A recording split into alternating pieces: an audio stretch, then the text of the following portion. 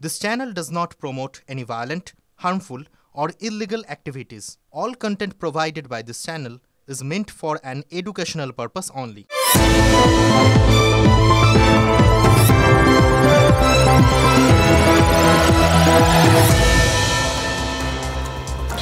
যাদের ওই রেলের খড়গপুর ডিভিশনের দিকে যাতায়াত আছে বা ওই অঞ্চলে বাড়ি, তারা জানেন ওই মেদিনীপুর স্টেশনটার থেকে একটু এগোলেই ওই জাস্ট পার করে তাঁতিগেরিয়া রেলগেট পড়ে। ওখানে ওই তাঁতিগেরিয়া রেলগেটের পর থেকেই রেলের ডিভিশন পাল্টে যায়। মানে তাঁতিগেরিয়া রেলগেট পর্যন্ত খড়গপুর ডিভিশন, আর তাঁতিগেরিয়াটা পার করলেই আদ্রা ডিভিশন হয়ে যায়। মেদিনীপুরের মানুষ মজা করে কি বলেন জানেন? বলেন তাঁতিগেরিয়া রেলগেটের এপারে যদি কোনো দুর্ঘটনা ঘটে আর কি, তাহলে ওই নিহতদের দেহ নাকি একটু এদিক ওদিক দেখে নিয়ে এপাশ থেকে ওপাশে ফেলে আসেন রেলকর্মীরা। মানে জাস্ট ঝুটঝামেলাটা খড়গপুর ডিভিশনের ঘাড় থেকে নামিয়ে আদ্রা ডিভিশনের ঘাড়ে ঠেলে দেন। হঠাৎ এরকম ঠেলাঠেলির গল্প কেন নিয়ে এলাম বলছি, কারণ দেখুন আমাদের চারপাশেই না যা দেখছি, দেখে মনে হচ্ছে চারপাশে ছড়িয়ে ছিটিয়ে রয়েছে এই সমস্ত তাঁতিগেরিয়া রেলগেট, একদম ছড়াছড়ি, যার একদিকে রাজনীতি আর জাস্ট পার করলেই অন্যদিকে সমাজ। রাজনীতির দিকে কোনো একটা ঘটনা ঘটলেই দেখবেন ওই রাজনৈতিক নেতারা সেটাকে তুলে, না এটা বিচ্ছিন্ন ঘটনা, এটা অরাজনৈতিক একটা ঘটনা, এর সাথে রাজনীতির কোনো যোগাযোগ নেই, এই বলে সমাজের ঘাড়ে ছুঁড়ে ফেলে দেওয়ার একটা সচেতন চেষ্টা করে থাকেন। দেখবেন, একটু মিলিয়ে দেখবেন। দেখুন আজ শুরুতে একটা কথা স্বীকার করে নেবো, জানেন তো, মানে কনফেস না করলেই নয় ব্যাপারটা। এই যে রাজ্যে চারপাশে যা যা ঘটছে, মানে ধরুন আমাদের রাজ্যে একটা গাছের পাতা পড়লেও কেন গাছের পাতা পড়ছে তার জন্য রাজনীতি হয়, যদি গাছের পাতা না পড়ে তাহলে কেন পড়ছে না তার জন্য রাজনীতি হয়। আমাদের রাজ্যে হাঁচতে কাশতে রাজনীতি করাটা তো অনেক দিন ধরে একটা মজ্জাগত হয়ে গেছে, তাই না?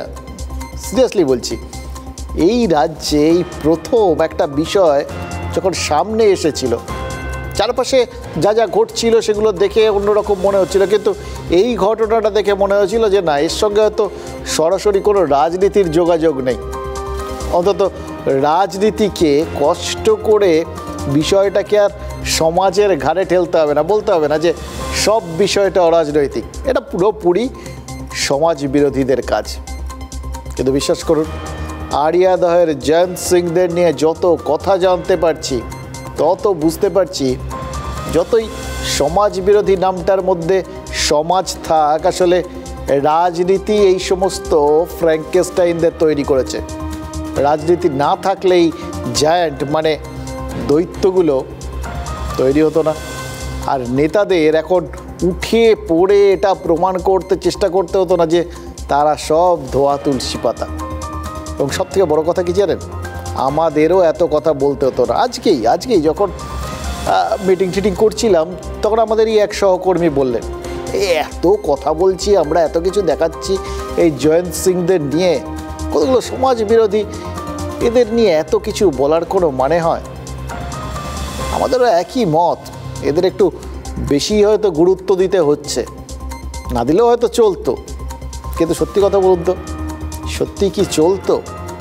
যদি দেখা যায় এরা আসলে উপলক্ষ্য মাত্র, আসল লক্ষ্য অন্য জায়গাটায় রয়েছে।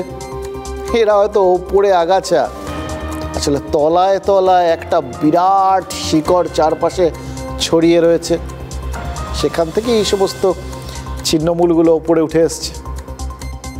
ওই ছড়িয়ে যাওয়া বিষয়টাই রাজনীতি। দেখুন, রাজনীতি যখন আমাদের এই কথাগুলো বলার সুযোগ করে দিয়েছে, তখন আজকেও তো অনেক কিছু বলতেই হবে, যে কথাগুলো আপনারা জানেন যে না বললেই নয়। বলবো তো বটেই, যতই অনেকে বারণ করুক, বলতে হবে।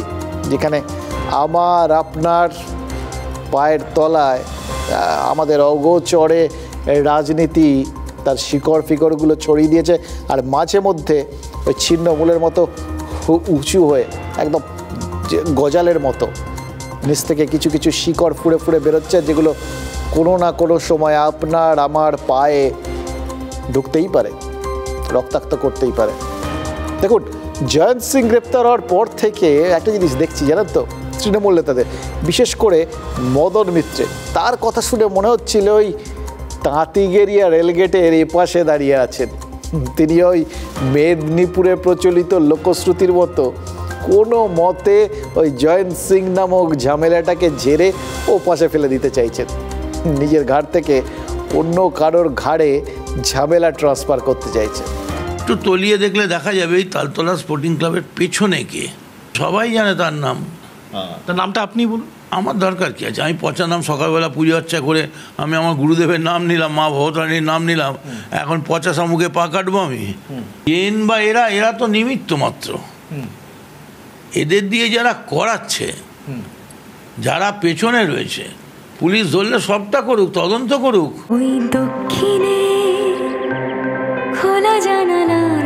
গাঙ্গুলি গ্রুপ আপনার পছন্দ বোঝে।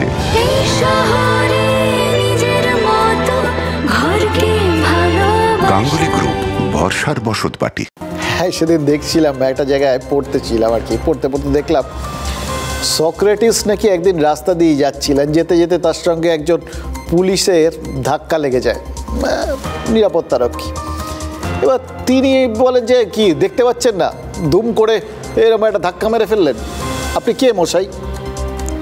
সক্রেটিস নাকি তাকে বলেছিলেন, সত্যিই তো, এই প্রশ্নের উত্তরটাই তো আমি এতদিন ধরে খুঁজে বেড়াচ্ছি, অ্যাকচুয়ালি একটু বলুন তো আমি কে, এটাই তো বুঝে উঠতে পারছি না আজ পর্যন্ত, আমি কে। কি ফিলোসফিক্যাল চিন্তা ভাবনা দেখুন।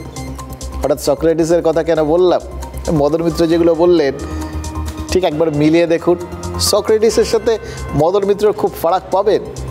তিনিও তো বললেন, দেখুন সব তার ইচ্ছে, তার নাম নিয়ে ফেলেছেন, ফলে ওই যিনি আছেন তার নাম তো আর নেওয়া যাবে না। এবার আপনি খুঁজে বেড়ান তিনি কে, সক্রেটিস খুঁজছিলেন তিনি কে, আপনিও খুঁজছেন তিনি কে, মাঝখানে হাসে অন্তর্যামীর মতো মদন মিত্র হাসছেন।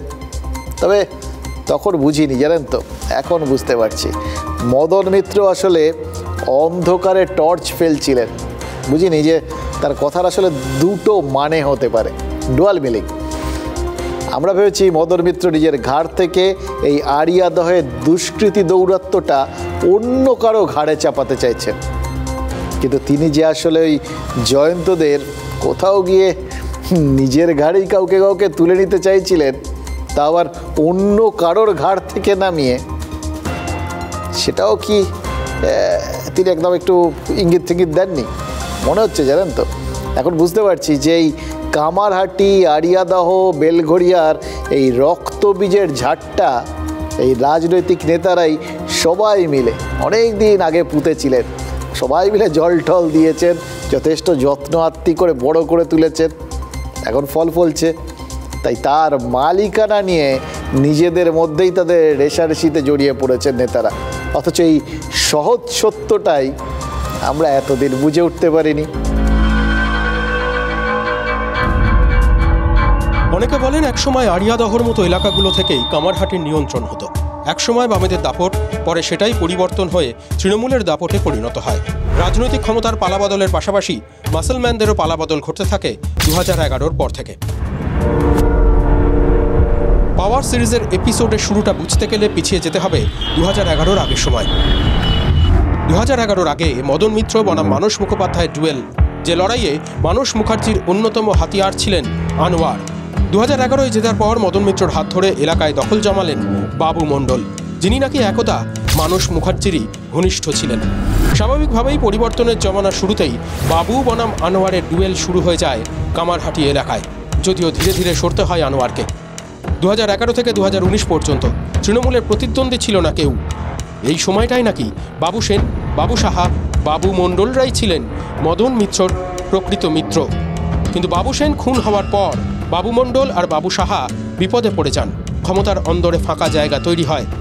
2019-এর পর সেই জায়গাটাই নাকি ভরাট করতে সামনে নিয়ে আসা হয় জয়ন্ত সিংকে।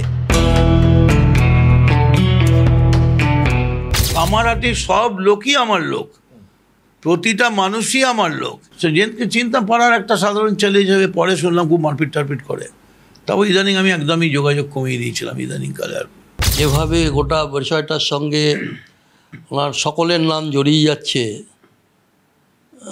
সেটা মানুষের মধ্যেও প্রশ্ন উঠছে যে কীভাবে এটা সম্ভব। এরকম জয়ন্ত সিং আরও অনেক আছে, অনেক খুঁজে পাবেন। কখনো বিধায়ক, কখনো সাংসদ, সব জায়গায় অবারিত দাঁড় হয়ে ওঠে জয়ন্তর। জয়ন্তর শক্তি যত বেড়েছে ততই জয়ন্ত বিরোধী শক্তিও দানা বেঁধেছে মনে করেন অনেকেই বলেন মদন মিত্রর হাত ধরে জয়ন্তর উত্থান হলেও প্রতিপক্ষ হিসেবে উঠে আসে রিন্টুরা। সূত্রের খবর, জয়ন্তর বিরুদ্ধে যোগ হয়ে যায় বাবু মণ্ডল, যিনি আবার নির্দল কাউন্সিলরও। জানি না বাবু মণ্ডল কি ক্রিমিনাল নয়। এই মুহূর্তে বাবু মণ্ডল একজন কাউন্সিলর, নির্দল হিসেবে জিতেছে। যখন নির্দল হিসেবে জিতেছে নিশ্চয়ই তার একটা জনসমর্থন রয়েছে। কড়া ব্যবস্থা যদি নিতেই হয় তাহলে আমার মনে হয় এই ধরনের যে সিস্টেম পরবর্তীকালে যাতে না হয় তার জন্য কড়া ব্যবস্থা নেওয়া হোক। সমাজ যখন তার সিস্টেমে নেই তখন আপনি কাকে মারবেন আর কাকে ধরবেন।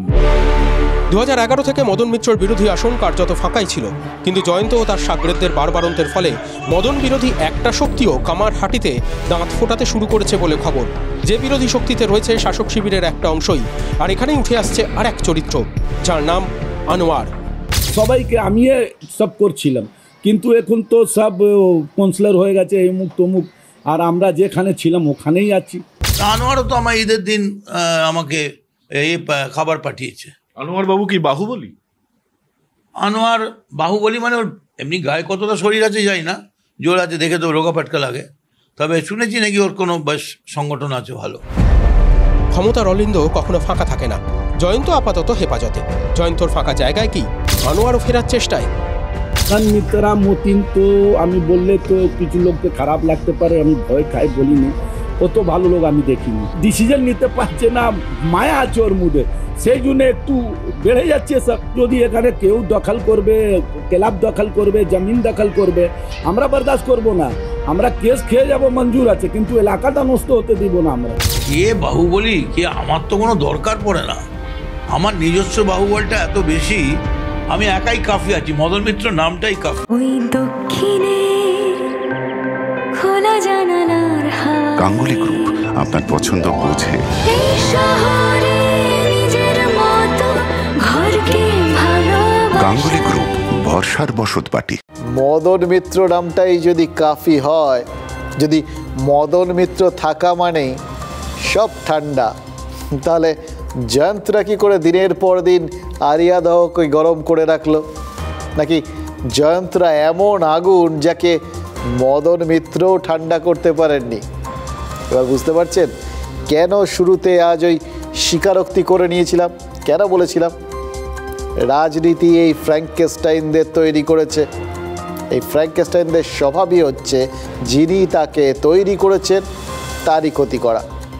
যার শিল, যার নোড়া, তারই দাঁতের গোড়া ভাঙার এই যে ফ্র্যাঙ্কেস্টাইনীয় স্বভাব, সেটার ব্যাপারে কি আমাদের নেতারা একদম ওয়াকিবহল না? জানেন না নাকি? বোঝেন না নাকি? নাকি তারা কাঁটা দিয়ে কাঁটা তুলতে এতই মশগুল হয়ে থাকেন যে খেয়ালই করেন না ওই কাঁটাটা কখন চোর কাটা হয়ে তাদের পায়ে ফোটার উপক্রম হয়েছে। দেখুন, রাজ্যে পালাবদলের পরেই কিন্তু আরিয়াদহ, কামারহাটির গুন্ডাদের ছাতা বদল হয়। একটা সময় যারা সিপিআইএমের নেতাদের ছত্রছায়া ছিলেন বলে অভিযোগ, তারাই নাকি দল ভাঙিয়ে তাদের তুলে নিয়ে এসেছিলেন মদন মিত্র, নিজের ছায়ায় বসিয়েছিলেন। এটাই এখন ওখানকার মদন মিত্রের দলেরই বাকিরা সবাই অভিযোগ করছে। এটা এখন খুব ভালো হয়েছে, যেন তোমাদের কষ্ট করে কিচ্ছু খুঁজতে হয় না। আগে ইনভেস্টিগেটিভ জার্নালিজম বলে একটা ব্যাপার ছিল, এখনও সমস্ত পার্ট উঠে গেছে। জাস্ট আপনি যান, ধরুন তৃণমূলের ক্ষেত্রে কিছু একটা করবেন, তৃণমূলের একজন নেতাকে ধরুন অন্যদের সম্পর্কে বলে দেবেন, অন্য নেতাকে ধরুন তার সম্পর্কে বলে দেবেন। কে খোঁজে মশাই? বাড়িতে বসে সব খবর পেয়ে যাবেন।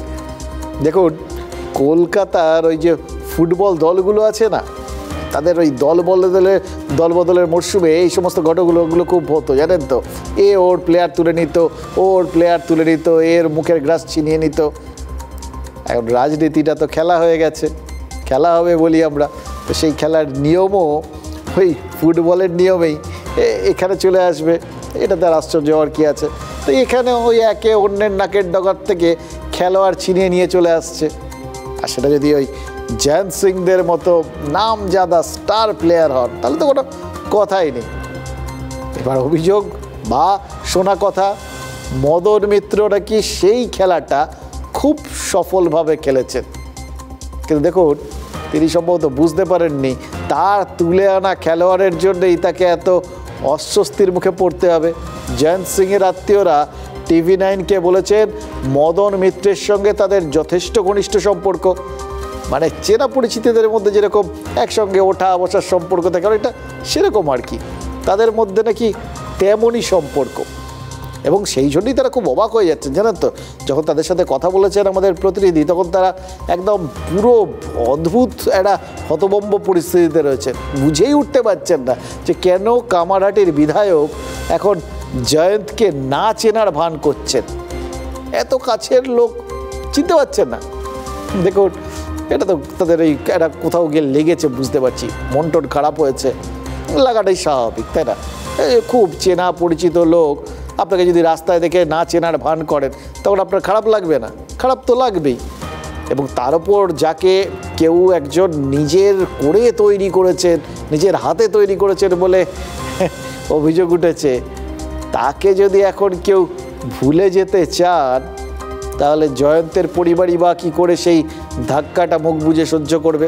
তাই তারা ধাক্কা লেগেছে, মুখ খুলে গেছে, বিভিন্ন কথা বলছেন। মদন মিত্রও কথা বলছেন, তিনিও আজ আমাদের বলেছেন যে তিনি নাকি পাড়ার ছেলে হিসেবে জয়ন্তকে চিনতেন। তাও ভালো। এতদিন কি বলছিলেন, রাজনীতি করার সুবাদে কত লোক আসে যায়, কেউ হয়তো তাদের মধ্যেই ছিল, জয়ন্ত হয়তো তাদেরই একজন, তিনি কি করবেন? আজ বলছেন পাড়ার ছেলে জয়ন্ত। মনে হচ্ছে না একটু একটু করে মদন মিত্রর সব মনে হচ্ছে মনে পড়ছে। আর তার সঙ্গে সঙ্গে আরেকটা জিনিস দেখুন, একটু একটু করে জয়ন্তের সঙ্গে তার দূরত্বটাও কি কমছে। পুলিশ যদি মনে করে এদেরকে মুখ মাঙি বিচার করবে, কীভাবে এরা এরকমভাবে ঘুরে বেড়াচ্ছে, how is it possible? Police এমন কোনো কেস দিচ্ছে না কেন যে কেসে কয়েক বছরের মধ্যে বেরোনো যাবে না? মদন মিত্র কোনোদিন বলবে না এই কথাটা, বলে না, জানে তো কি উনি তো এরকম লোকই না, ও জানে যে কেমন ছেলে। মানে মদন মিত্র জানেন? হ্যাঁ হ্যাঁ জানে, সবাই জানে, পুলিশও জানে, প্রশাসনও জানে, সবাই জানে। বৌমা ও মদন মিত্র সবাই থাকে, আমরা সবাই সঙ্গে মিলেমিশে থাকি। আচ্ছা, প্রমোটিং বুম্বা করছে, রিন্টু করছে, মানে কত কত লোক জানবো। রাহুলও করে প্রমোটিং, বুম্বা 100 বার যাচ্ছে আসছে, যাচ্ছে আসছে। বুম্বা মার খেয়েছে বলে বলা হচ্ছে ওদেরকে সত্যি জেনেরা মেরেছিল, ছিল না যদিও, জেনের ছেলেরা মেরেছিল। এই বুম্বাকে আমি নিয়ে গেছি, আমি নার্সিংহোমে গেছি, দিনের পর দিন তার ডাক্তারের সঙ্গে কথা বলেছি, এই বুম্বার চিকিৎসার ব্যাপারে আমি প্রতিদিন খবর নিয়েছি। এবং বুম্বাও বলতে পারবে না, বুম্বার এগেইনস্টে প্রচুর কেস ছিল, সেই সব কেসেও বুম্বার পরিবারও বলতো মদনদা আমাদের পরিবারের সদস্য। মানে যাদের এই গেস্টে অনেক কেস আছে তাদের সবার পরিবারই কি বলেন নাকি যে মদন মিত্র তাদের পরিবারের সদস্য? কি অবস্থা বলুন তো, ভদ্রলোকের বিড়ম্বনার শেষ নেই। এই পরোপকারী হলে এরকমই হয় জানেন তো, ওই বলে যে ওই তাদের বাঘে খায়, সেই অবস্থা হচ্ছে মদন মিত্রের। সবার উপকার করতে যান আর সেই লোকগুলো গাদা গাদা কেস খায়, এবং কেস খাওয়ার পর তা বলে যে সব তার মদন মিত্রের সাথে তাদের আত্মীয়তার সম্পর্ক। আর মদন মিত্রকে তখন বলতে হয় আমার সামনে তো কত লোক আসে, এত লোকের সঙ্গে দেখা হয়, বিধায়ক আসবেই তো লোকজন, ছবি তোলে, পাড়ার ছেলে, কি করব? বিড়ম্বনা বাবুর। বছর 30 আগের মদন মিত্র যদি হতেন তাহলে এত সহজে ছাড়তেন?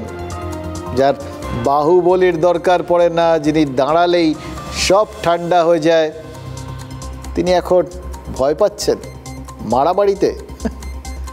নেতারা অবশ্য এখন খুব ভয় ভয় আছেন, এটাও সত্যি কথা জানেন তো। সময়টা বদলে গেছে মনে হচ্ছে। কামারহাটিতে পুরসভার 2 প্রাক্তন কাউন্সিলর, দুজনেই তৃণমূল নেতা, সুবীর বসু এবং দেবাশিস মহাপাত্র, তারা বলছেন তারাও নাকি জয়ন্তর হুমকি হুঁশিয়ারির শিকার। এমনকি কামারহাটির 15 নম্বর ওয়ার্ডের প্রাক্তন কাউন্সিলর দেবাশিস বলছেন তিনি নাকি দলীয় নেতৃত্বকে এই জয়ন্তদের বাড়াবাড়ি নিয়ে সচেতন করেছিলেন, কিন্তু তার কথা নাকি কেউ শোনেনি।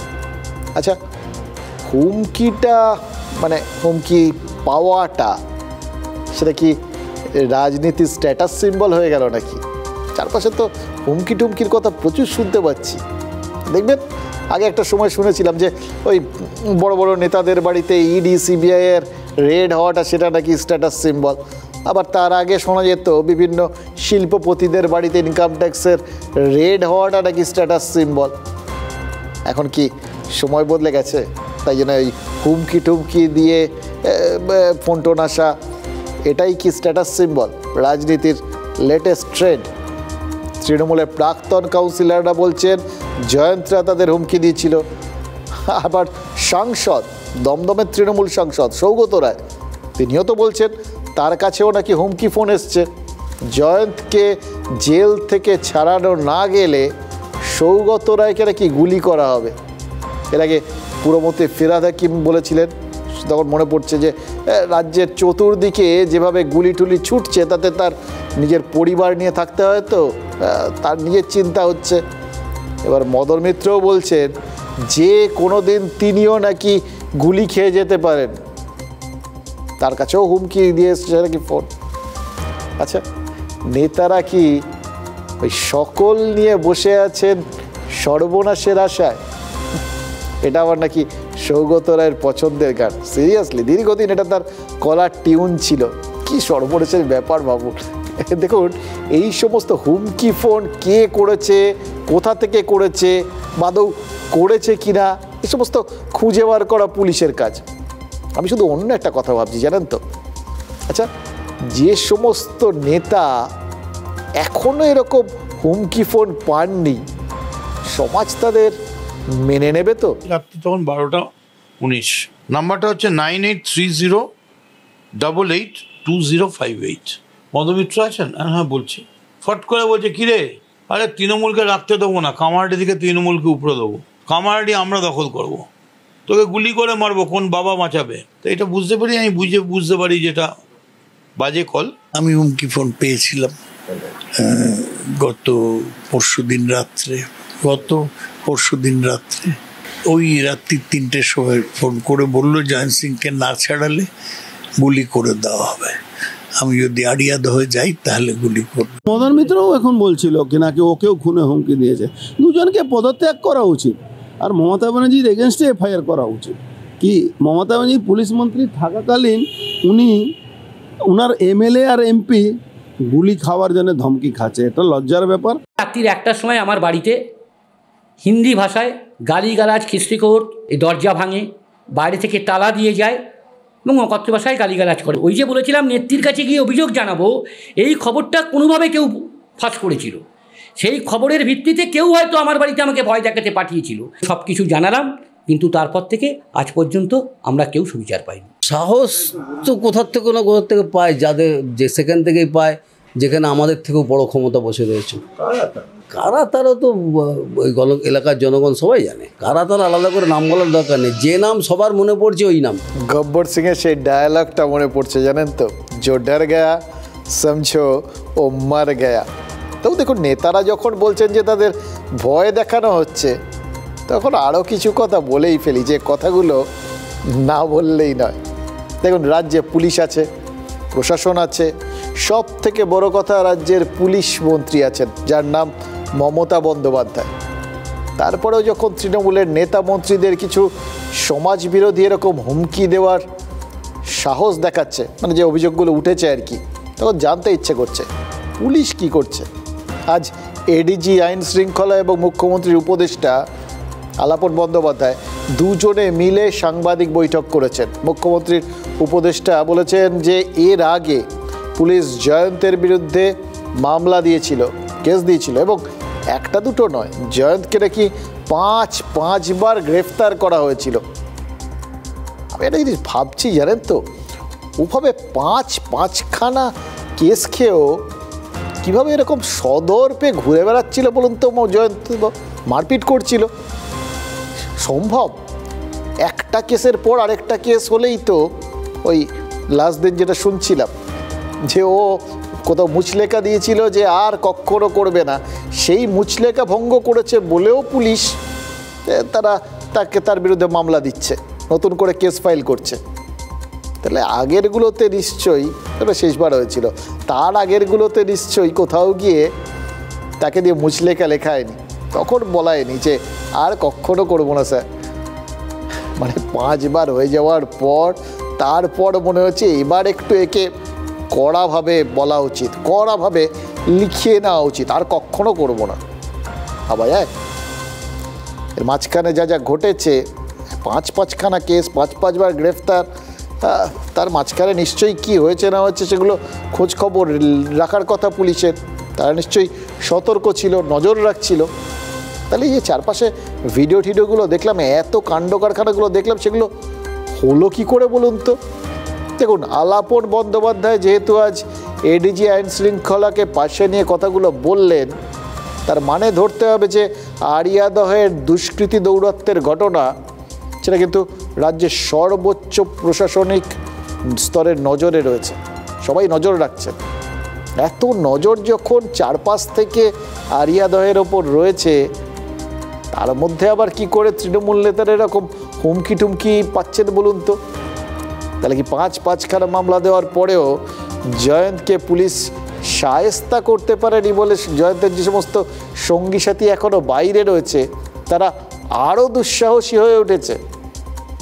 আর একটা কথা, যদি 5-5টা মামলা আগের থেকেই জয়ন্তের বিরুদ্ধে থেকে থাকে, তাহলে তো বুঝতে হবে পুলিশ তার সম্পর্কে সব জানতো। তারপরেও যা যা ঘটনাগুলো আমরা দেখলাম, সেগুলো যদি ঘটতে দেওয়া হয়ে থাকে, ঘটনাগুলো আবার বলছি, ভাবুন তো, একটা বাচ্চা ছেলের যৌনাঙ্গে সরাসরি চেপে ধরা, বা একজনকে ক্লাব ঘরে চ্যাংদালা করে পেটানো, এর দায় কি কেউ এড়াতে পারে?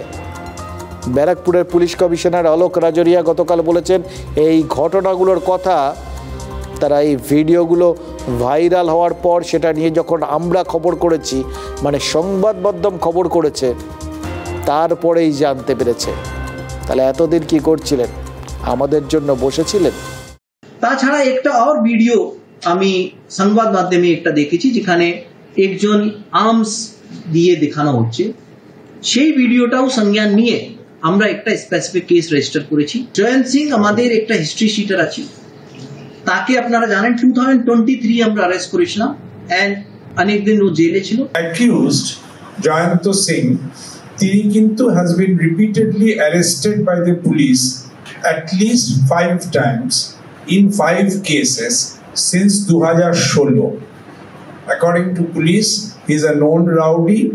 বারংবার গ্রেফতার হয়েছেন। 2016 থেকে 5 বার যিনি গ্রেফতার হন, পুরোটাই তো তৃণমূল আমলে। পুলিশের লজ্জা পাওয়া উচিত, সংশোধন করতে পারলো না এখনো। এবং খেয়াল করে দেখুন এরপর কি হবে, আমরা তো সেটা ভেবে ভয় পাচ্ছি। এই যে শুনলেন, রাজরিয়া বললেন যে আমরা সংবাদ মাধ্যম এই সমস্ত ভিডিওগুলোকে দেখিয়েছিলাম, তারপর তারা জানতে পেরেছেন, তারপর তারা ব্যবস্থা নিয়েছেন। এবার এই আড়িয়াদহের ভিডিওগুলো ভাইরাল হয়েছে কি করে? কেউ সেগুলোকে আপলোড করেছিল, ভাইরাল করেছিল, তারপরেই হয়েছে। আড়িয়াদহের এই ভাইরাল ভিডিওগুলো সোশ্যাল মিডিয়ায় আপলোড করার জন্যে তো 2 যুবককে নাকি ডেকে পাঠিয়েছিল বেলঘড়িয়া থানা। তারা হাইকোর্টের দ্বারস্থ হয়েছিল, কোথাও গিয়ে তাদের হয়তো ভয় করেছিল, সেই জন্যই তারা হাইকোর্টের দ্বারস্থ হয়েছিল। আদালত বলেছে 2জনকে গ্রেফতার করা যাবে না, কিন্তু 2জনকেই পুলিশি তদন্তে সহযোগিতা করতে হবে। বিশ্বাস করুন, ওই ভিডিওগুলো এত নৃশংস, এত নারকীয় যে দেখে আমরাও শিউরে উঠেছি।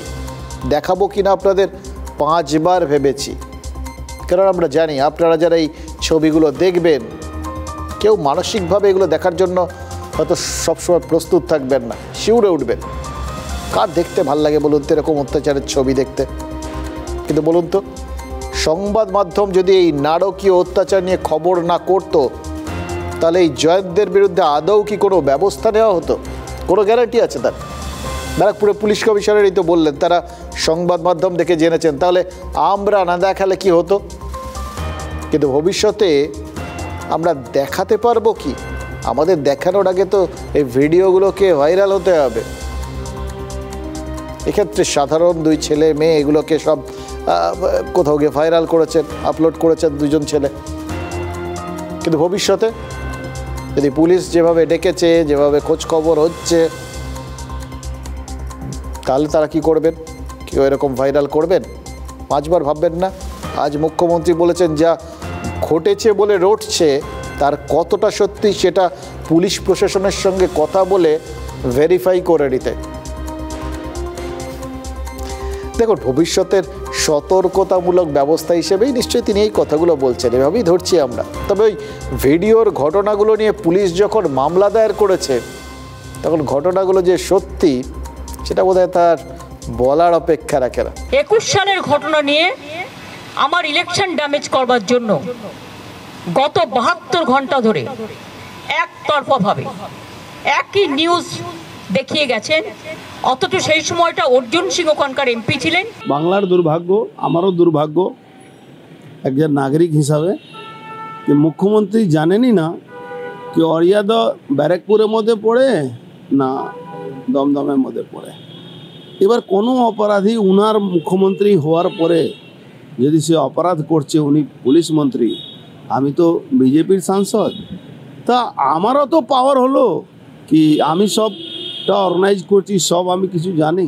দেখুন, আমরাও এটাই চাই, এটাই বিশ্বাস করি, যেই অ্যান্টি সোশ্যাল এলিমেন্টদের খবর যতটা কম আমরা দেখাতে পারবো তত ভালো। এরকম অত্যাচারের খবর তো আমরা সত্যি সত্যি আমরা দেখাতে চাইই না। শুধু যদি এদের অত্যাচারটা আটকানো যেত তাহলে তার কোনো সমস্যাই থাকতো না, আমাদেরও আর খবর করতে হতো না। মুখ্যমন্ত্রী বলার পর এই পুলিশ প্রশাসন তারা নিশ্চয়ই বিষয়টা নিয়ে এরকম সতর্কতা দেখাবেন।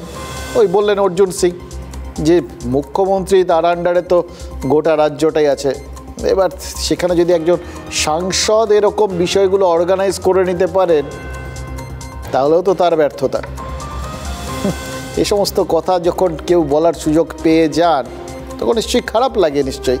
তাই নিশ্চয়ই পুলিশ প্রশাসন এরপর উদ্যোগী হবেন গোড়াতে ব্যাপারটাকে রোখার জন্য, যাতে এই ধরনের খবর সংবাদ মাধ্যম করার সুযোগ না পায়। খবরের আগেই যাতে এই জ্যান্তদের মতো লোকগুলোকে শায়েস্তা করা যায়, সেই প্রচেষ্টা নিশ্চয়ই করবে প্রশাসন, নিশ্চয়ই করবে পুলিশ। এই বিশ্বাস, এই ভরসা আমরা রাখতে চাই। মুখ্যমন্ত্রীর কথা অক্ষরে অক্ষরে যদি পালিত হয় তাহলে তো কোনো কথাই থাকে না। কিন্তু মুশকিল কি জানেন, সেটাই তো হচ্ছে না। মুখ্যমন্ত্রী বলার পরেও তো রাজ্যে বেআইনি নির্মাণের একটা ইঁটও আলগা করতে দেখিনি কাউকে। ফুটপাতের কিছু দোকান ভাঙা হয়েছে, কিছু দোকান তোলা হয়েছে, এছাড়া আর কোথাও কোনো জবরদখল উচ্ছেদ করতে দেখেছেন? কিচ্ছু না। তবে মুখ্যমন্ত্রী যখন বলেছেন তখন এই ভাগাভাগির কাজ সেটা আজ না হোক কাল নিশ্চয়ই শুরু হবে। এই আশাতেই একটা খবর দিয়ে রাখি, জানেন তো, এটাই আমাদের কাজ। মানে ওই বললাম না, ঢেঁকি স্বর্গে গেলেও ওই ধানই ভাঙবে, তো আমাদের কাজও তো তাই, খবর দিয়ে রাখি আপনাদের। বা অন্য কারুর কখনো ভাল লাগবে খারাপ লাগবে সে আর ভেবে কী করব, আমাদের এটা কাজ। আর কারুর খারাপ লাগবে এটা আমাদের কপাল।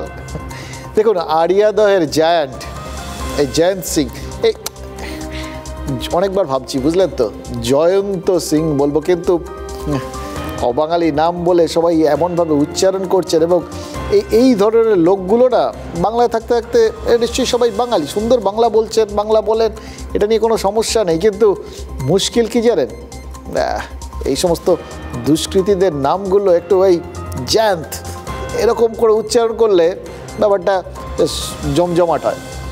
সবাই নিশ্চয়ই সেই জন্যেই করেন, জায়ান্টের সাথে জায়ান্ত ব্যাপারটা বেশ ম্যাচ করে যায়, এরকম ব্যাপার ভেবেই হয়তো তারা বলেন। আমাদেরও অভ্যেস হয়ে গেছে বলতে বলতে। এই আরিয়াদহের জায়ান্ট জয়ন্ত সিং, তিনি নাকি পুকুরের একাংশ দখল করে একটা বাড়ি বানিয়েছেন, সেই বাড়িটাও নাকি বেআইনি।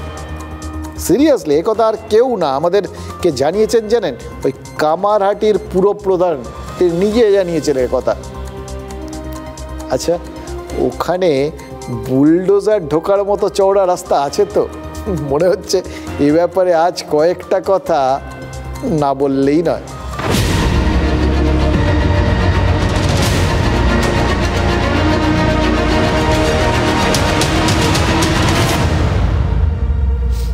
যুদ্ধটা শুরুর পরেই যুদ্ধবিরতি হয়েছিল, মানে উচ্ছেদ অভিযান শুরুর পরেই মুখ্যমন্ত্রী 1 মাসের জন্য যুদ্ধবিরতি দিয়েছিলেন, এখনও সেটা শেষ হয়নি। তার মধ্যে কিন্তু রাজ্য জুড়ে বিভিন্ন জায়গায় বুলডোজার চালিয়েছে প্রশাসন, ফুটপাত থেকে উচ্ছেদ হয়ে পথে বসেছেন বহু গরিব দোকানদার, এগুলো আমরা দেখিয়েছি আপনাদের। আচ্ছা, যাবতীয় ওই বেআইনি দখলদার এটা কি সব ওই ফুটপাতেই থাকেন? মুখ্যমন্ত্রী কি শুধু ওই ফুটপাতেই বুলডোজার চালাতে বলেছিলেন? পারমিশন নেই, উইদাউট পারমিশনে 3 তলা 4 তলা 5 তলা তুলেই যাচ্ছে। কেন তাদের অ্যারেস্ট করছেন না? কেন ভেঙে দিচ্ছেন না?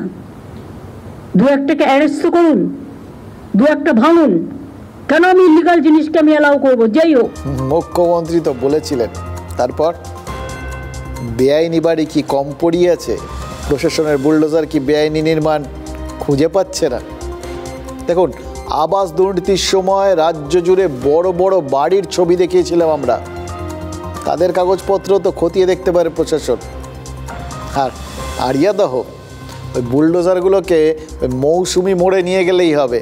পুকুর পাড়ে সাদা রঙের যে পেল্লায় বাড়িটা চোখে পড়বে, যেটা ওই জায়ান্ট সিংয়ের বাড়ি, সিসিটিভির একদম নিরাপত্তায় মোড়া, উঠোনে দামি গাড়ি, তারপরেও যদি খুঁজে না পান তাহলে প্রশাসনের কর্তারা আমাদের এই প্রতিবেদনটা দেখে নিতে পারেন।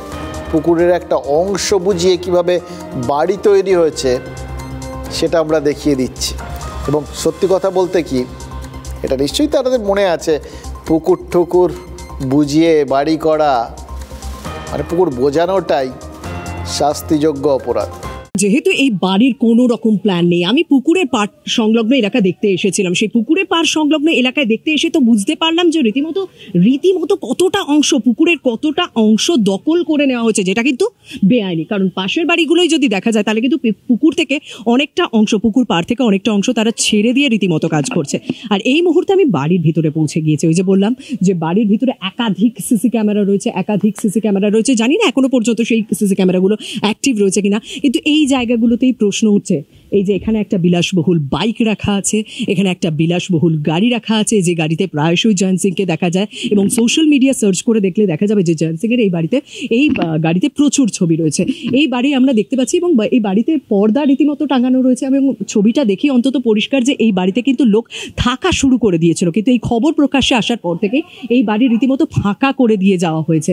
এবং সেই জায়গাতে জয়ন্ত সিংয়ের পরিবারের সদস্যরা এখন আপত্তি তুলছেন। তারা এখানে রীতিমতো আজ সকালবেলায় সংবাদ মাধ্যমের প্রতিনিধিদের এসে বলতে এসেছিলেন যে এখানে যাতে কোনো রকম কাজ না করা হয়, তবে আমাদের তো সব জায়গায় পৌঁছে যেতে হবে। এবং আমরা যেহেতু অ্যাক্সেস পেয়েছি, আমরা এই মুহূর্তে আপনাদের সেই হোয়াইট হাউসের ছবি দেখাচ্ছি। সেই হোয়াইট হাউস, যে বিলাসবহুল বাড়ি, সেই বিলাসবহুল বাড়ির ছবি এই মুহূর্তে আপনারা দেখতে পাচ্ছেন। এবং এই জয়ন্ত সিং কিভাবে এই বাড়ি করলো, কিভাবে কোনো রকম পারমিশন ছাড়া এই বাড়ি করলো, কিভাবে দিনের পর দিন এখানে কাজ চললো, পুরসভার চেয়ারম্যান কিছু জানতে পারলেন না, পুরসভার প্রশাসনিক আধিকারিকরা কেউ কিছু জানতে পারলেন না, এবং কয়েকদিন আগে এখানে যে অশান্তির অভিযোগ উঠেছিল তখন পুলিশ পর্যন্ত আসে, কেউ কিছু জানতে পারলো না। এটা কখনো হতে পারে? এই প্রশ্নই কিন্তু ইতিমধ্যে উঠতে শুরু করে দিয়েছে। আমাদের প্রতিনিধি যখন খবর নিতে গেছিলেন, খোঁজ করতে গেছিলেন, তখন কামারহাটি পুরসভার চেয়ারম্যান গোপাল শাহ জানিয়েছেন যে পুরসভার অফিসাররা অনেক খুঁজেছেন, কিন্তু এই বিশাল প্রাসাদের কোনো প্ল্যান খুঁজে পাননি। প্ল্যান পাস না করিয়ে ভিত খোঁড়া 3 তলা বাড়ি খাড়া করা হয়ে গেছে। প্ল্যানটার নেই, কাগজপত্র নেই, মানে মালিকও তো নেই, মানে বেওয়ারিশ। এবার মালিকহীন বাড়ির ক্ষেত্রে একটা প্রশ্ন মনের মধ্যে খচখচ করছে, জানেন তো, সাম্প্রতিককালে আমরা দেখেছি, সেই জন্যই মনে হচ্ছে। দেখুন, পুরসভা যখন জেনেই ফেলেছে বাড়িটা বেআইনি, তাহলে মুখ্যমন্ত্রীর নির্দেশ কবে কার্যকর হবে? নাকি নেতাদের পেয়াদের প্রাসাদ হওয়ায় সব ছাড় পেয়ে যাবে? এতদিন পুরসভা তাহলে কী করছিল? এই প্রশ্নটা তো সেক্ষেত্রে তখন উঠবে। আচ্ছা, মুখ্যমন্ত্রীর বাড়ির কাছে এরকমই একটা মালিকানাহীন বাড়ির খোঁজ পেয়েছিল না পুরসভা?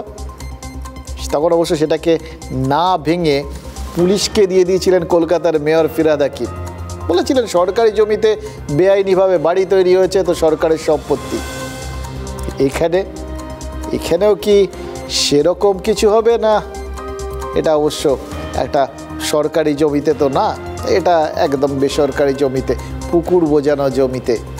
তাহলে এর ক্ষেত্রে কি ব্যবস্থা হবে? যেটা বাড়িটা হয়েছে সেই বাড়িটার আমাদের কাছে তথ্য নেই। আমরা কোনো প্ল্যান দিইনি বা আমাদের থেকে কোনো অনুমোদন করানোর প্রশ্নই নেই। প্ল্যান না হলে অনুমোদন কি করে হবে? কোনো কিছুই নেই। আমি আজকে সব চেক করিয়েছি তো। অথচ এত বড় বাড়ি হয়ে গেল। হচ্ছে তো, এত বাড়ি হচ্ছে তো, আরো এর থেকে বড় বাড়ি হয়েছে। আমরা এখন যা করণীয় সরকারিভাবে পৌরসভাভাবে সেটা করব। কি করবেন? আমরা নোটিশ দেবো, নোটিশে দেখি কি আছে। আগে তো নামটা পাই, দাগ বার করে ফেলা হয়েছে। আমরা কালকে বিএলওর কাছে লোক পাঠাচ্ছি, জমিটি কার। আড়িয়াদহের মুখ্যমন্ত্রীর নির্দেশ অনুযায়ী কাজ হবে কিনা রাজ্যবাসী কয়েকদিন পরে উত্তর পেয়ে যাবে। শুনলেন তো, নোটিশ পাঠানো হবে, তারপর যা যা হবে পর। কিন্তু কি জানেন তো, আজকাল কি দেখছি, দেখে তো একটা অদ্ভুত সংশয় তৈরি হচ্ছে মনের মধ্যে। চারপাশে দেখুন, মুখ্যমন্ত্রীকে অমান্য করার যেন একটা ট্রেন্ড তৈরি হয়ে গেছে গোটা রাজ্যে। দেখুন চারপাশে, রাজ্যের প্রাক্তন মেয়র শোভন চট্টোপাধ্যায় দিন কয়েক আগেই বলছিলেন যে মুখ্যমন্ত্রীর নির্দেশ অমান্য করার মতো মাথা তার ঘাড়ে অন্তত নেই। কিন্তু মনে হচ্ছে সিস্টেমে এখনো অনেকেই রয়েছেন যাদের ঘাড়ে অনেকগুলো মাথা। কালকে বলছিলাম না, মুখ্যমন্ত্রীর হুঁশিয়ারির পরেও বাজারের দামে বিশেষ হেরফের হয়নি। অদ্ভুত একটা উদাসীন ব্যাপার আর কি। ঠিক আছে, বলেছে আমরা আছি আমাদের মতো। আজও মোটামুটি একই অবস্থা, কিন্তু দুদিন হয়ে গেছে 10 দিনের মধ্যে। হ্যাঁ, আজও একই খবর পেয়েছি, দাম টাম খুব একটা ইধার উধার হয়নি। এবার মুখ্যমন্ত্রীর দেওয়া সময়সীমা অনুযায়ী আর 8 দিন আছে। আমরা তাও আশা করে বসে আছি। নিশ্চয়ই আলটিমেটলি মুখ্যমন্ত্রী যখন বলেছেন সবজির দাম নিশ্চয়ই কমবে। মুখ্যমন্ত্রী কি বলেছিলেন? আমি টাকা তোলার মাস্টার চাই না। কিন্তু এক্ষেত্রে দেখুন, টাকা তোলা মাস্টারের তো কোনো অভাব হচ্ছে না। একটা হচ্ছে না এক জায়গায়, না অন্য জায়গায়, এপাশে হচ্ছে না ও পাশে, এই ক্ষেত্রে হচ্ছে না ওই ক্ষেত্রে, তো অভাব আছে। কোথাও পর নজরদারির অভাব আছে, এটা বুঝতে পারছি। আর তাই জন্যই ওই টাকা তোলার মাস্টার তৈরি হয়ে যাচ্ছে। দুটো অভিযোগ পেয়েছি আমরা, দুটো সদ্য পেলাম, আপনাদের সাথে শেয়ার করে নিই।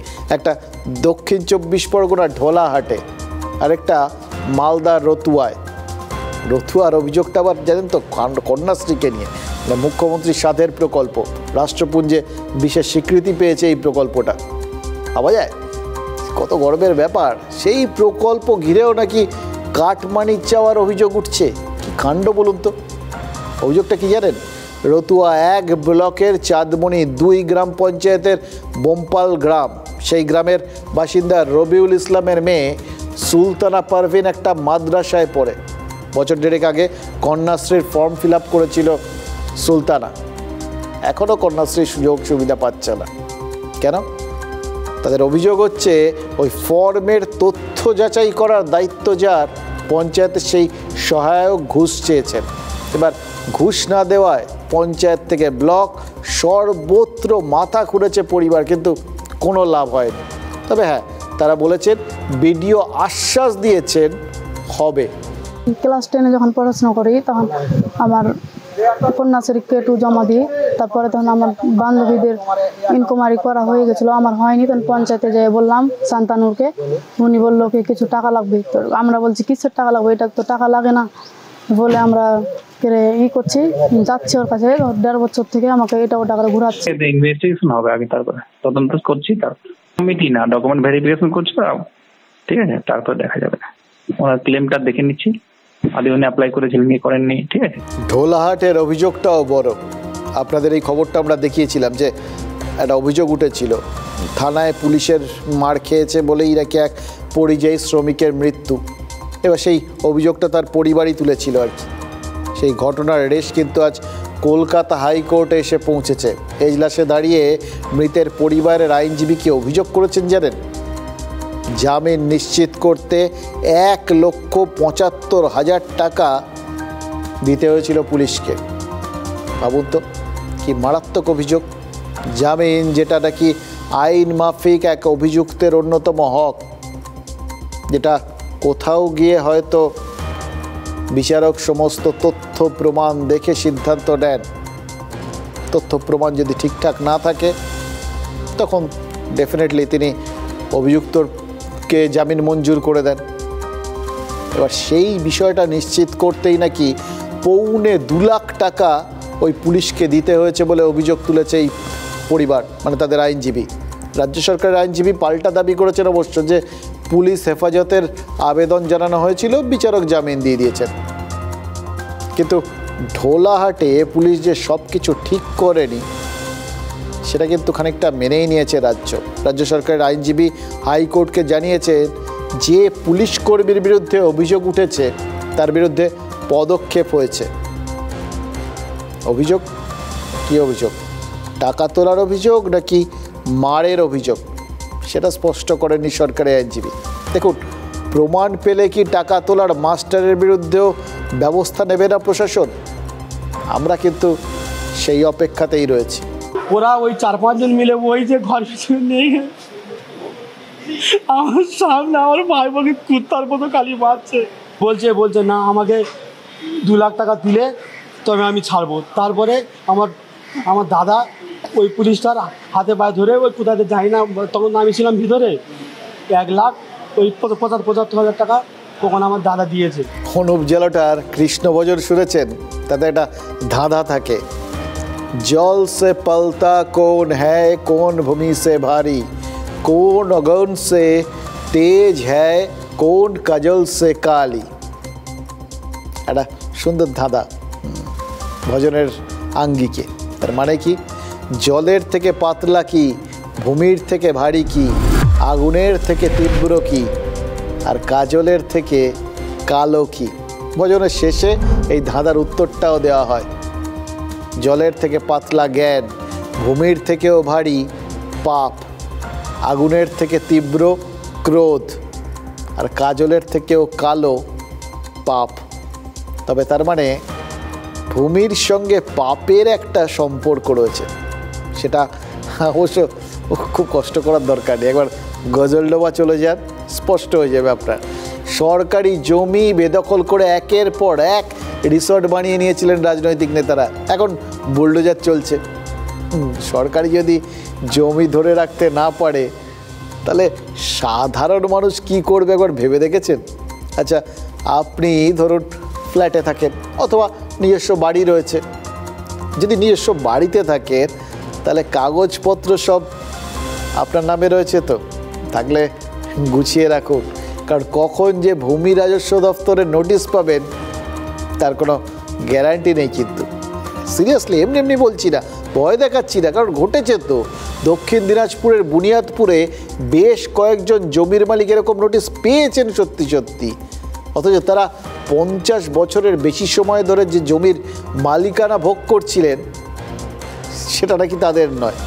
মামলা করে নাকি সেই জমি বহু বছর আগেই অন্য কেউ জিতে নিয়েছেন, তিনি এখন জমির মালিক, এখন তিনি জমি দাবি করছেন। আচ্ছা, কারোর জমির মালিকানা বদল হয়ে গেছে 90 সালে, কারোর 95 সালে মামলা হয়েছে, মামলার রায় হয়ে গেছে, জমির মালিকানা বদল হয়ে গেছে, অথচ জমির মালিকরা কিচ্ছু জানেন না, বৈধ কাগজপত্র নিয়ে তারা সব বসে রয়েছেন। আর মজার ব্যাপার কি জানেন, প্রায় প্রত্যেকটা ক্ষেত্রে জমির দাবিদার হিসেবে উঠে এসছে আরতি কুমারের নামটা, আর উকিল একজন ইসমাইল মোল্লা। জমি মালিকদের দাবি মালদার গাজলেও এমন জমি হাতিয়ে নেওয়ার চক্রান্ত হয়েছে, এবং তাই যদি হয় তাহলে কিন্তু বিষয়টা গুরুতর, কারণ মালদার দক্ষিণ দিনাজপুর দুটোই সীমান্তবর্তী জেলা, জমির ওপর এখানে জাতীয় নিরাপত্তা যেটা সেটা নির্ভর করে। এখানে এইভাবে জমি হাতিয়ে নেওয়ার চক্র যদি সক্রিয় হয়ে যায় গোটা দেশের পক্ষে সেটা বিপজ্জনক হবে। দেখুন, দক্ষিণ দিনাজপুরের জেলাশাসক বিষয়টা নিয়ে তদন্তের নির্দেশ দিয়েছেন, ফলে আশা করাই যায় প্রশাসন বিষয়টা নিছক জমি মামলা হিসেবে দেখবে না, কারণ যে চক্রটা ওই 30-35 বছর পিছিয়ে গিয়ে জমি মামলার রায় বের করে নিয়ে আসতে পারে, সেই চক্র কতটা শক্তিশালী বুঝতে পারছেন? বোঝাই যাচ্ছে জমি দফতরের সোর্সের মধ্যে যে ভূত রয়েছে সেটা হয়তো খোঁজ করার দরকার। রাজ্য সরকার এক্ষেত্রে কি ওঝা হবে? আমার কাছে খবর আছে সবাই নয়, কিছু দুষ্টু লোকের সাথে মিলে নানা রকম জমির সাথে কেনা বেচার সাথে জড়িয়ে পড়েছে। আমি ল্যান্ড ডিপার্টমেন্ট প্রিন্সিপাল সেক্রেটারি বলবো, immediate to take investigation and to take serious action against of them. মুখ্যমন্ত্রী যে অনিয়মের অভিযোগ পেয়েছিলেন সেটা কতটা গুরুতর আমরা বুঝতে পারলাম দক্ষিণ দিনাজপুরের বুনিয়াদপুরের জমি চুরির খবর দেখে। সিলিমাবাদ এলাকায় বুনিয়াদপুর রায়গঞ্জ রাজ্য সড়কের পাশে রয়েছে প্রায় 10 একর জায়গা। অধিকাংশ প্লটই খালি, কয়েকটা প্লটে নির্মাণ রয়েছে। প্রায় 100 জন মালিক এই জমিগুলির। 2023-এর শেষে ভূমি সংস্কার ও ভূমি রাজস্ব দপ্তর থেকে কয়েকজন মালিকের কাছে নোটিশ যায়। তাতে বলা হয় জমির মালিক অন্য কেউ। আসল মালিকরা জমি দাবি করে মামলা করেছেন। 2রা মে কলকাতার ভূমি দপ্তর থেকেও নোটিশ পান মালিকরা। তাতে উল্লেখ করা হয় আরতি কুমার নামে একজনের নামে জমিগুলি হয়ে রয়েছে, তাই নিজেদের কাগজপত্র নিয়ে স্থানীয় ভূমি রাজস্ব দপ্তরে যোগাযোগ করতে হবে। আজ থেকে ধরেন 60, 65, 70 বছর আগে তারা আনরেজিস্টার্ড দলিলে সেই জমি নাকি কিনে নিয়েছে। কিনে নিয়ে তারা এখন সেটাকে ভোগ দখল করতে চাইছে, সেইভাবে তাদের বলে তারা দাবি করছে। তারই পরিপ্রেক্ষিতে আমরা আজকে অন্ততপক্ষে জোনা 15 যারা জমির মালিক, যারা দীর্ঘদিন ধরে এই জমিগুলো দখল করে আসছে, যা এখনো পর্যন্ত আমাদের দখলে আছে। জমি আছে বাবার নাম মতিলাল শীল, মতিলাল স্বামীর নামে জমি আছে 234 জায়গায় 142 শতক। 7 মাস আগে একটা এলআরটি থেকে নোটিশ এসলো, বলছে এটা আরতি কুমার একটা কেস করেছে এলআরটিতে, বলছে আরতি কুমারের জমি। বলছে আরতি কুমার বলছে যে 1995 সালে ডিএলআর অফিসে কেস করেছিলেন, তার রায় পেয়েছিল 2001 সালে। এই যে রায় পেয়েছে সেই রায়টাই টোটালটা ফ্যাক্ট, ওরা নিয়ে হোম প্রোডাকশান এই আরতি কুমারের। এই জাতীয় কেস যদি হয়ে থাকে তাহলে আমরা কেন নোটিশ পাইনি কেন ডিএলআর অফিস থেকে? যেমন আমার নিজের জমির ব্যাপারে দেখা যাচ্ছে 1990 সালে সেই জমিটার নাকি নোটিশ হয়েছিল এবং সেই জমিটা আপনার দক্ষিণ দিনাজপুর জেলার কোর্টে রেজিস্ট্রি হয়েছে। তো দক্ষিণ দিনাজপুর তো জেলা হয়েছে আমরা জানি যে 1992 সালে, তাহলে তখন তো দক্ষিণ দিনাজপুর জেলাই ছিল না। অভিযোগকারীদের দাবি বংশ পরম্পরায় জমিগুলি তাঁরা ভোগ করছেন, অথচ এখন দাবি করা হচ্ছে 9এর দশকে মামলার রায় সেগুলি হস্তান্তর হয়ে গেছে। জমি মালিকদের সন্দেহ সোর্সের মধ্যেই ভূত রয়েছে। 233 আর 234 জায়গায় নট ফোন করে গেছে বিএলআর সাহেব। আমার মনে হয় আশঙ্কা করছি যে বিএলআর সাহেবের সাথে জড়িত আছে। দক্ষিণ দিনাজপুরের জেলা শাসকের কাছে লিখিত অভিযোগ করেছেন জমি মালিকরা। জেলা শাসক তদন্তের নির্দেশ দিয়েছেন। এলআরটিটি থেকে মানে ল্যান্ড রেঞ্জ ট্রিবিউনাল থেকে ওনাদের কাছে একটা নোটিশ এসেছে। তো তার অর্থাৎ কেউ একটা কেস করেছে। এবার যেহেতু এটা এলআরটিটিতে একটা কেস করেছে, এবার ওনার বক্তব্য যারা আছে তো ওনাদের মধ্যে 1-2 প্রতিনিধি আমার কাছে এসেছে, ওনাদের বক্তব্য শুনেছি। এটা আমাদের ল্যান্ড ডিপার্টমেন্ট থেকে মানে আমাদের ডিএলআরও অ্যান্ড ওনাদের সেক্টর থেকে সেপারেটলি এনকোয়ারি করা হবে। যদি ওখানে কোনো কিছু অনিয়ম হয়েছে কিনা সেটা এই মুহূর্তে বলতে পারবো না, কারণ যেহেতু একটা কেসও হয়েছে। ওনাদের বক্তব্য আমরা ভালো করে শুনেছি। এবার একটা হিয়ারিং হবে, এবার সমস্ত কাগজগুলো দেখা হবে। যদি কোথাও কোনো কিছু সমস্যা যদি থাকে সেটা সমাধান হবে। কার্যকারণ সম্পর্ক খুব ইম্পর্টেন্ট বিষয়, খেয়াল করে দেখুন। গত ডিসেম্বরে বিএলআরও অফিসদের বিরুদ্ধে অভিযোগ করেছিলেন মমতা বন্দ্যোপাধ্যায়, আর সেই সময় বুনিয়াদপুরের জমি মালিকরা নোটিশ পেয়েছিলেন। মুখ্যমন্ত্রীর কাছে কি খবর ছিল? আর তাই তিনি প্রকাশ্য সভায় কি ঘোষণা করেছিলেন? দেখুন, প্রকাশ্য সভায় মমতা বন্দ্যোপাধ্যায় যখন কিছু ঘোষণা করেন তার অর্থ এটা শুধু বুনিয়াদপুরের ঘটনা নয়, এবং তার কাছে নিশ্চয়ই ইন্টেলিজেন্স রিপোর্টও রয়েছে। তার মানে বুঝতে পারছিলেন তিনি, খবর পেয়েছিলেন তিনি, বহু জায়গায় এরকম চক্রান্ত চলছে, এরকম অনিয়ম হচ্ছে। কিন্তু মুখ্যমন্ত্রী এরকম প্রকাশ্য হুঁশিয়ারি সত্ত্বেও ভূমি রাজস্ব দপ্তরের দুষ্টু লোকেরা বোধহয় ভদ্র হননি, তাই সরাসরি ওই দুষ্টু লোকদের ভ্যানিশ করে দিয়েছে রাজ্য সরকার। 8ই জুলাই থেকে আজ পর্যন্ত মোট 488 জন বিএলআরও, এসডিএলআরওকে আর রেভিনিউ অফিসারকে বদলি করেছে নবান্ন। 488 জন, মানে এই এতজন অফিসারের ভূমিকা রাজ্যের চোখে সন্দেহজনক। তার মানেটা বুঝতে পারছেন? দুর্নীতির শেকড় কোন গভীরে পৌঁছেছে। অনুপ জালোটার ওই ভজন বলে পাপ ভূমির থেকে ভারী। এখন তো দেখা যাচ্ছে ভূমির পাপের ভার রাজ্যের কাছেও বিরাট ভারী লাগছে। বিএলআরও অফিসে সাধারণ মানুষ গেলে, গরিব মানুষ গেলে তাকে ঘোরানো হচ্ছে। অফিসের কর্মচারীরাই বলে দিচ্ছে ওই দোকানে গিয়ে বুঝে আসতে হবে কি করতে হবে। মানেটা কি? পড়াশোনা না জানা মনের মানুষকে, গরিব মানুষকে বলছে জমি মিউটেশনের জন্য রেট চালু হচ্ছে, আমি সংখ্যাটা বলছি না, ধার চাইয়া লজ্জা দিবেন না মতো 1,500 থেকে 2,000, 1,000 থেকে 1,500, এবং মিউটেশন জমি কত, তার মাপ কত, সেটা থেকে 30,000 পর্যন্ত কাউকে কাউকে বলে দিচ্ছে ওই দোকানগুলো থেকে। এরা হচ্ছে দ্য মিডলম্যান। কারা আমি জানি না, যেই হোক এটা এনকোয়ারি করে আমি রিপোর্ট চাই ইমিডিয়েট। রাজ্যের প্রশাসনিক প্রধান এই অভিযোগ করছেন, জমির মিউটেশনের জন্য যদি গরিব মানুষের কাছ থেকে 3 থেকে 30,000 টাকা পর্যন্ত দাবি করা হয়, এবং তাহলে ভাবুন তো আরও বেশি টাকা দিলে কি হতে পারে। হতেই পারে একজনকে বঞ্চিত করে অন্যজনের হাতে জমি তুলে দেওয়া যেতে পারে। গজলডোবায় যে সরকারি জমি দখল হয়েছিল সে তো আপনারা দেখেইছেন। দুটো ঘটনা আরও আছে, আরেকটা কালকে দেখিয়েছিলাম আপনাদের, ওই যে বন্ধ যেসব কারখানার জমি কীভাবে লুট হচ্ছে সেটা তো আপনাদের দেখিয়েছি। এই যেসব কারখানা রাজ্য সরকার অধিগ্রহণ করেছিল, কিন্তু তাতে কেন্দ্রের অনুমোদন ছিল না, তাই বিষয়টা এখনো ঝুলে রয়েছে। কোনোদিন যদি রাজ্য সরকার ওই যেসবের মালিকানা পেয়ে যায় আর রাজ্যের আধিকারিকরা যখন সেটা অধিগ্রহণ করতে যাবেন, গিয়ে যদি দেখেন যে কারখানার ফাঁকা জমি বেবাক গিলে খেয়েছে বেসরকারি সংস্থা, আর তাতে অনুমতি দিয়েছে দমদম পুরসভা, কি হবে বুঝতে পারছেন। যেসবের জমি জরিপ করে বিএলআরও এসডিও অফিসের আধিকারিকরা জানিয়েছেন যে আমরা যে খবর করেছিলাম, টিভি9 বাংলা যে খবর করেছিল ওই জমিগুলো বেদখল হচ্ছে, সেটা একদম ঠিক, জমি জবরদখল হয়েছে।